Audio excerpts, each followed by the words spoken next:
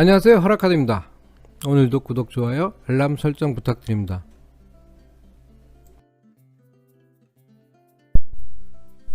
잘 보셨나요? 지금까지 여러가지 방법에 대해서 말씀드렸는데, 여러가지 쓰는 거는 우리가 얻을 수 있는 도금 두께가 다릅니다. 제일 많이 붙일 수 있는 게 이제 용융아연 도금이죠. 핫딥 갈바나이즈 해가지고 일본 말로 덴프라 해서 많이 붙여서 이제 구조물, 아까 보신 것처럼 뭐 다리라든지 그런 것들을 했을 때 보면은 상당히 두껍게 올려서 외부에서 오랜 동안 내구성을 갖게 하고, 그 다음에 아연 페인트, 그 다음에 용융아연 도금 강판, 전기아연 도금 강판, 그 다음에 전기 아연 도금을 할 경우에는 8마이크로 정도에서 그 두께가 점점 작습니다. 왜냐면 이제 그 두께에 따라서 이제 내기성이 결정되기 때문인데, 보시면은 여기는 아연 도금 두께하고 그 다음 사용 연한입니다. 보시면은 밑에 쪽에 0에서 200 마이크로까지 되어 있고요. 사용 연한은 지금 0에서 맥스 250년까지 그래프상으로 나옵니다. 아주 기후나 환경에 따라서 차이가 있는데, 이게 전원 지역이라든지 아니면 도심 지역, 그 다음 해양 지역, 공업 지역, 그 분위기에 따라서 달라지긴 하는데, 아연의 피복 두께가 증가하면 구조물의 사용 연한이 증가합니다. 그래서 아연 피복 두께가 올라가면 내기성이 올라가고 사용 연한이 올라간다고 얘기를 할 수 있습니다. 얼마 전에 전화를 받은 적이 있어요. 그래가지고 KS 관련되는 데서 또 어디 학회에다 물어봐서 저한테 전화가 와서 전화를 받았는데, 구조물인 것 같아요. 교량이라든지 얘기를 안 하는데, 거기에다가 도금을 했는데 다 녹이 슬었다. 그래가지고 8마이크로 정도를 갖다 했다. 그래서 왜 8마이크로 했냐 그랬더니 도금업체 갔더니 그 정도면 충분하다고 그랬다. 그랬더니 다 녹이 슬었다. 그래서 이거 얼마를 해야 되는 거냐, 그건 환경이라든지 다 다르고 얼만큼 하실 거냐에 따라 다르고, 그거를 제가 대답할 수는 당장 없다. 그 다음 제가 갑자기 대답해야 할 이유도 없고, 그렇게 얘기를 한 적이 있는데, 일단 그런 거 물어보실 때 보면 좀 찾아보시면 데이터들이 많고요. 그 다음에 모르는 거 물어볼 때는 좀 더 이렇게 예의를 갖춰서 물어보면 좋은 대답을 얻을 수 있겠죠. 그래도 아연 도금하고 코팅은 시험에 많이 나와요. 그래서 기술사 시험 뽑아보면은 쭉 해서 매년 나오다시피고요.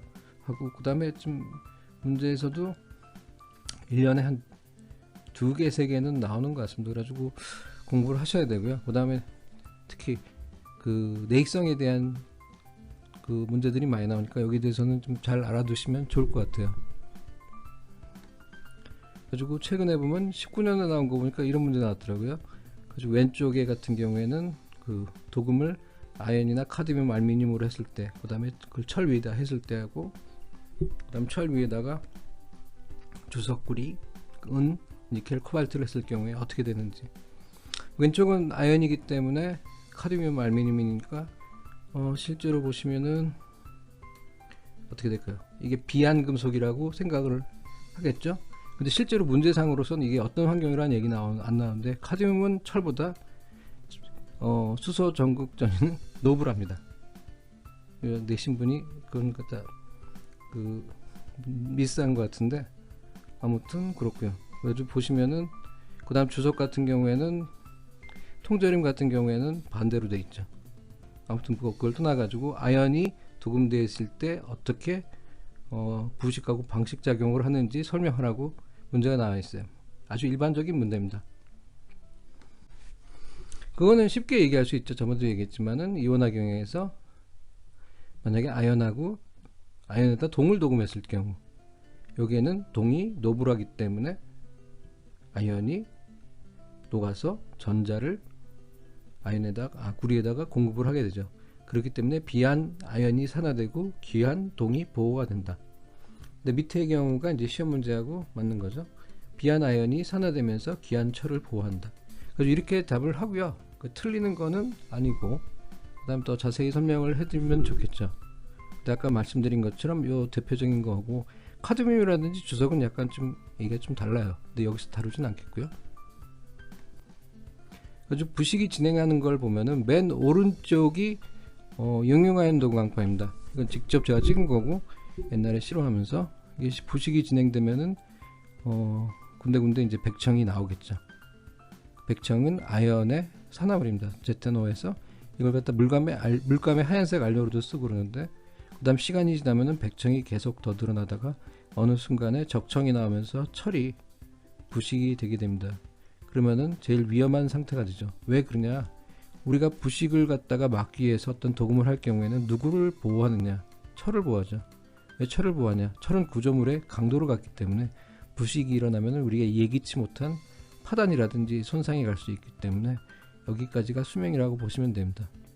그렇기 때문에 다시 보시겠지만은 백청이 먼저 발생하고 적청이 나오게 됩니다. 우리가 그래서 규격들을 보면 백청이 나오는 시간, 적청이 나오는 시간들을 갖다가 기준으로 정하고 있죠. 아까 거는 중성 염수분무 시험이고요.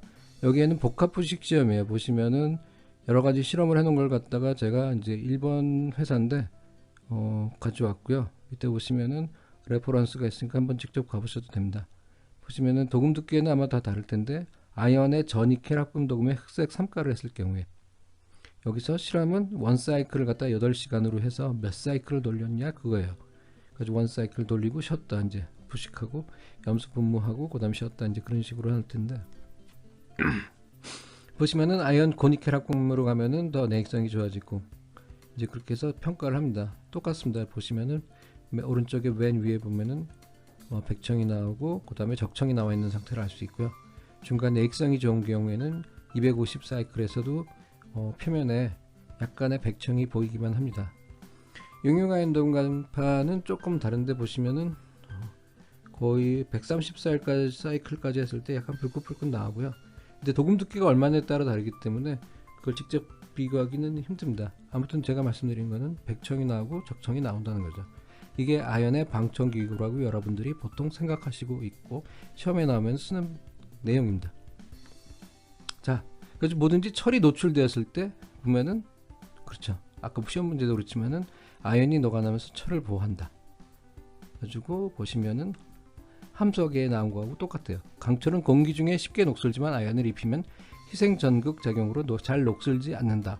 이렇게 되어 있는데, 제가 한번 질문을 던져볼게요. 철이 노출이 안 되었을 경우에는 어떻게 되는가? 철이 노출이 안 되었을 때 모든 문제는 희생 방식으로 해서 희생 양극으로 해서 아연이 철을 보호한다 그러는데, 아니 노출이 안 되었을 경우에는 어떻게 되었을까? 그래도 보시면은 백청이 나올 때까지 상당히 오랜 시간을 끌어주죠. 왜 그럴까요? 자, 또 하나 보면은 지금 왼쪽에 보면은 지금 아연이 마이너스 0.76V 수소 전극 기준으로, 그 다음 철이 마이너스 0.44V입니다. 아까 보여드린 것처럼 철이 아연보다 귀합니다. 그 다음 철 위에 보시면 카드뮴이 있죠.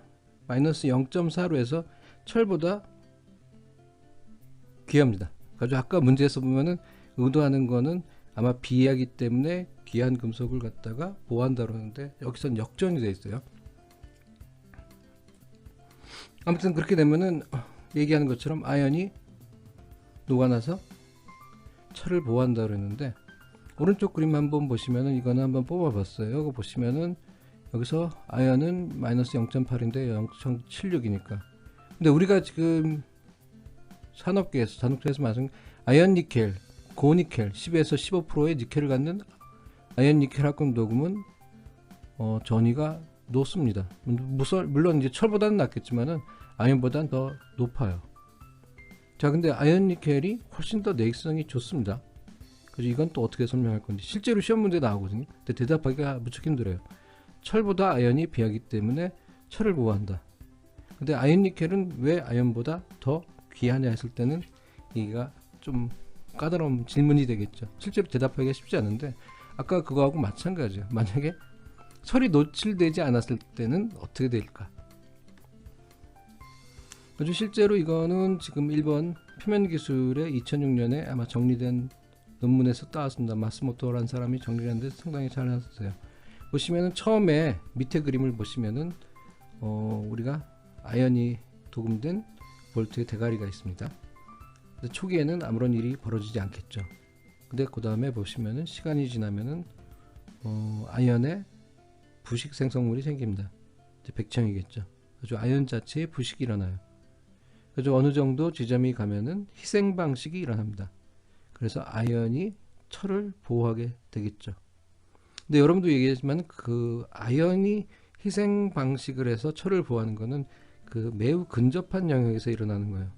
멀리서까지 전자가 오는 거는 아니고, 그 다음에 아연이 백청으로 변하면은 일단은 제텐이라는 게 녹아나서 산소하고 붙어있는 상태이기 때문에 희생 방식의 효과가 없습니다. 그래서 시간이 더 지날 경우에는 이제 백청이 다 덮이면서 그거가 또 이렇게 산화물, 그 아연 산화물이 철강 부식을 억제하고요. 근데 그 기간이 다 끝나면은 이제 아연의 역할은 끝나고 드디어 이제 적청이 일어나게 되겠죠. 그래서 위에 그림을 보시면 염수분무 시간에서 보시면 부식량을 갖다 측정했을 때는 적청까지 가는 기간에서 그 상당 기간이 그 아연의 자체의 그 내익성으로 버티는 거라고 생각하시면 돼요. 그렇기 때문에 아연하고 아연 니켈에서도 그 표면에 아연 니켈의 그 아연의 또 부식 생성물의 차이에 의해서 내익성의 차이가 생기는 겁니다. 그렇기 때문에 아연이 철강을 보호하는 것은 희생 방식도 있지만은 아연 자체의 내익성이 있다는 것을 알아두시면 좋겠고요. 이게 시험에 또 자주 나오고 그러더라고요. 아무튼 그거 알아두시면 좋겠습니다. 그래서 정리를 하면은 아연 도금이 철 표면을 물리적으로 피복하여 부식의 원인인 물과 산소를 철 표면으로부터 차단하는 장벽 효과가 있다. 그 다음에 아연이 철보다 이온화 경향이 크기 때문에 철에 대해 양극으로 작용하여 철을 보호하게 된다. 그러므로 아연 도금에 피놀 등의 결함이 생기면 노출된 철을 보호하는 것이 가능하다. 두 가지가 있습니다. 장벽 효과하고 희생 양극 효과. 근데 문제에서는 희생 양극 효과를 요구하는 경우가 많은데 아연보다 아연 니켈이 내익성이 좋다. 그 경우에는 희생 양극으로는 설명이 안 되겠죠. 오늘은 아연 도금하고 아연의 코팅에 대해서, 방청을 담당하는 금속인 아연에 대해서 알아봤습니다. 오늘도 구독, 좋아요 부탁드리고요. 다음 시간에 찾아뵙도록 하겠습니다. 감사합니다.